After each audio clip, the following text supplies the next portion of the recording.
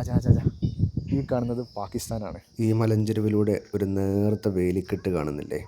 ആ വേലിക്കപ്പുറമാണ് പാകിസ്ഥാൻ. സൂഫികളുടെ താഴ്വര എന്നറിയപ്പെടുന്ന പൂഞ്ചിലെ പീർപഞ്ചാൽ മലനിരകളിലുള്ള ഒരു ദർഗയിലാണ് ഇപ്പോൾ ഞാനുള്ളത്.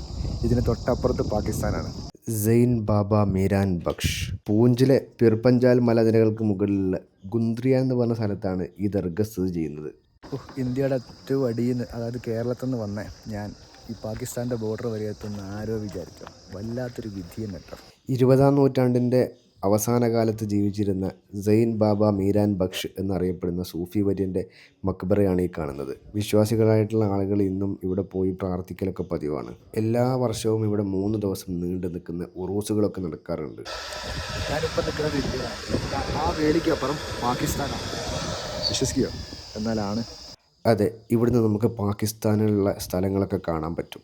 ഇവിടെയുള്ള മനുഷ്യന്മാർക്ക് അങ്ങോട്ടോ അവിടെയുള്ള ആളുകൾക്ക് ഇങ്ങോട്ടോ പ്രവേശനമില്ല. 2 സൈഡും മിലിറ്റൻസ് ഏരിയയാണ്. ഞാൻ ആദ്യമായിട്ടാണ് ഇന്ത്യ പാകിസ്ഥാൻ ബോർഡർ കാണുന്നത്, അതും ഇവിടെ വെച്ച്. ഇവിടെ അന്തി ഉറങ്ങുന്ന സൂഫി വര്യനെ കുറിച്ച് കൂടുതൽ വിവരങ്ങളൊന്നും ഇൻ്റർനെറ്റിലൊന്നും അവൈലബിൾ അല്ല. ഈ മേഖലയിൽ മതേതരത്വവും സാഹോദര്യവും ഒക്കെ വളർത്തിയിരുന്ന ഒരു മനുഷ്യനാണ് എന്നാണ് അറിയാൻ പറ്റിയിട്ടുള്ളത്. കശ്മീരിലുള്ള ഈ ഏരിയ പൊതുവെ അറിയപ്പെടുന്നത് സൂഫികളുടെ താഴ്വര എന്നാണ്. അതിന് മാത്രം സൂഫികൾ ഇവിടെ വന്നു പോയിട്ടുണ്ട്. ഇതിവിടെ കൊടുക്കുന്ന പ്രസാദമാണ്. അതും കഴിച്ച് നമ്മൾ മെല്ലെ മല ഇറങ്ങി തുടങ്ങി. എല്ലായിടത്തെയും പോലെ ഇവിടെ ഉപജീവനത്തിന് വേണ്ടി പലതും വിൽക്കാൻ വെച്ചിരിക്കുന്ന ആൾക്കാരെ കാണാൻ പറ്റും.